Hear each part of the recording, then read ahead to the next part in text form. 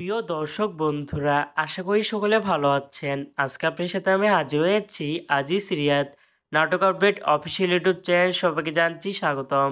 আজকে আপনার সাথে যে নতুন একক নাটক নিয়ে হাজির হলাম, সে নতুন একক নাটকটির নাম হচ্ছে প্রেম আমার।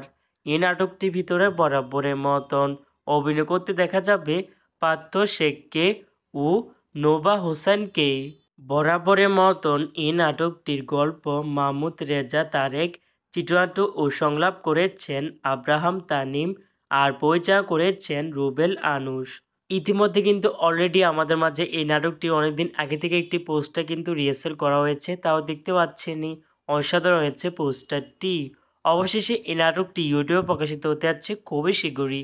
এই নাটক কিন্তু একটি ট্রেলার প্রকাশ করা হয়েছে আমাদের মাঝে, তাও দেখতে পাচ্ছেনই।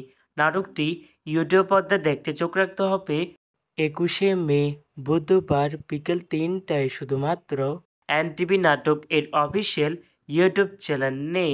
প্রেম আমার শিরোনামে নাটকটি দেখার জন্য কারা কারা অপেক্ষা আছেন সেটি কিন্তু অবশ্যই কমেন্ট করে জানতে পারেন।